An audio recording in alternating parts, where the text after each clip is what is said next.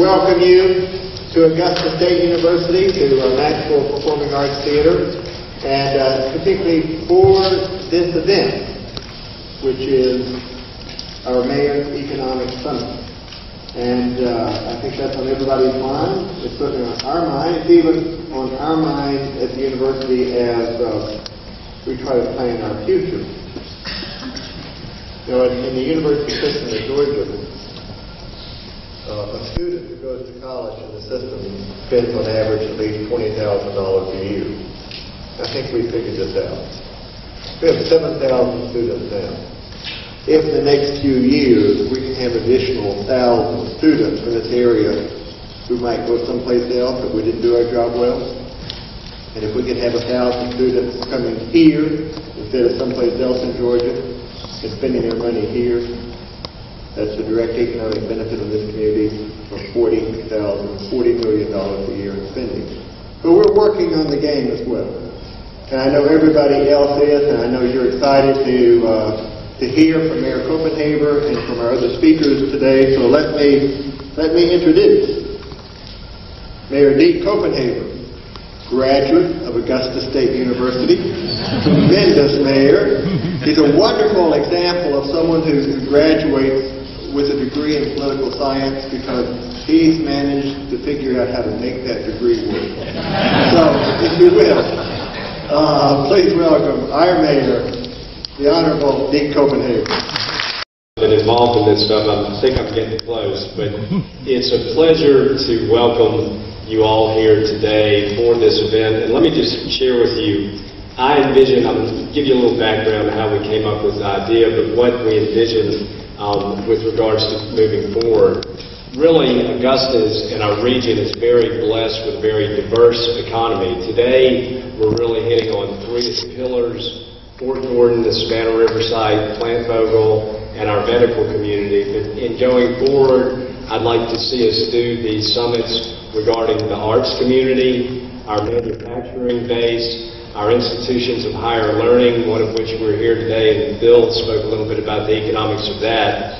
But the reason we came up with this idea is shortly after becoming mayor, I convened a regular meeting of all our economic development professionals to share information and to get people on the same page. That has really been a beneficial thing for the community, but we've gotten to the point where we sit around the room and we share everything that's going on in each of the different sectors. And I sit and think, I wish everybody could hear what we're hearing because it's extremely encouraging.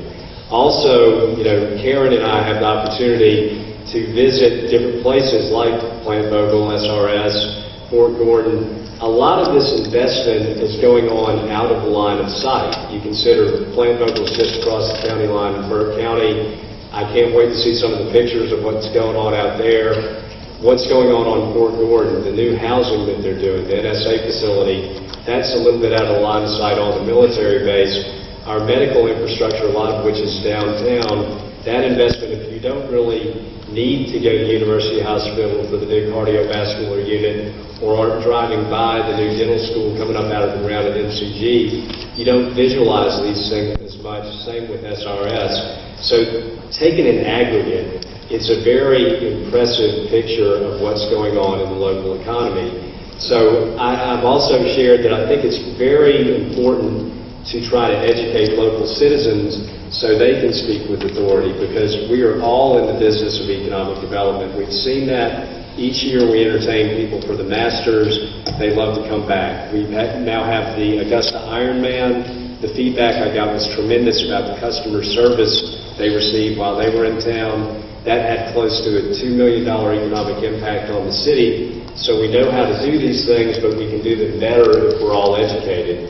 Out there, I'm going to show y'all some of the rankings that most of y'all are aware of in national business publications, but I still hear people saying, you know, well, did we pay to get in the magazine? No, this is all based on real-world data, and I've shared with many of you may have heard me say before that I said if that was the case and I had a direct line to Business Week or to Forbes, we'd be #1 on every list. We're not. We're working our way up. But this is really based on real-world information and great facts and figures about our local economy.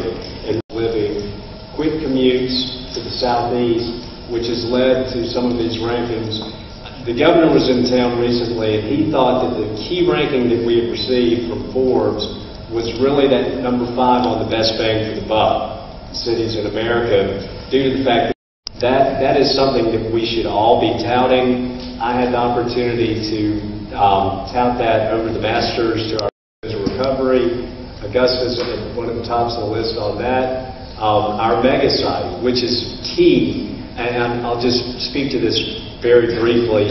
I know last week we lost First Quality. That was a disappointment to all of us, but we have so much activity in the local economy, a lot of it due to our scoring high on these lists. And I feel like even though economic development is an incredibly competitive business, we were a finalist, Anderson got them, but there will be others, I guarantee.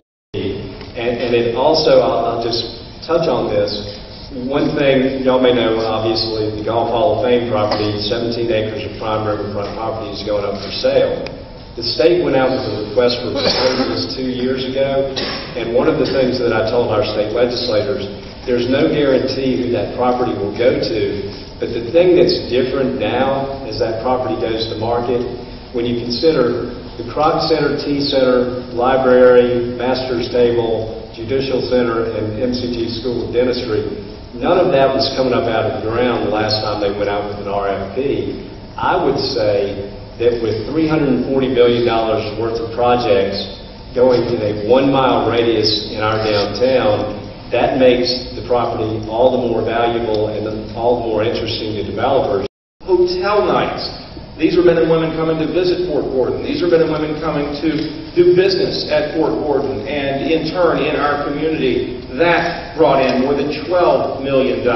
We are profoundly impacting this global war on terror every day. We are training the next generation of soldiers. We are very proud of what's happening out there. Programs in place that compete for, and we will be forever competing for, construction dollars on the installation to help rebuild or build capability in core facilities. We are authorized by the owner companies to operate and build nuclear plants in our service territory. So in red there, you see the territory, and we have 3 locations for nuclear plants now. In the southeast corner of Alabama is Farley Nuclear Plant near Dothan, Alabama. And of course, we have 2 nuclear sites in Georgia. We have Plant Hatch near Vidalia, and of course, Vogel here near Augusta. And that's the site of units 3 and 4. Obviously, is on the real estate at Plant Vogel. Why nuclear? Brad said the statistics say there's going to be 4 million more people in the state of Georgia by 2030. In addition, the average rate of consumption has increased 11%, and so as a result, there's a need for new baseload generation of electricity in the state of Georgia. And baseload, I mean, it's electricity that has to be reliable majority of the time it's in operation, which limits you to either nuclear or coal or gas. So we know what the issues are environmentally. You've heard of those from a coal standpoint and the challenges going forward. You see what's going on in the Gulf with oil rig right now and the gas prices associated with the instability of gas and its supply. So the obvious choice going forward in a future that we need significant baseload generation was nuclear. But then why nuclear? What's different than in the past?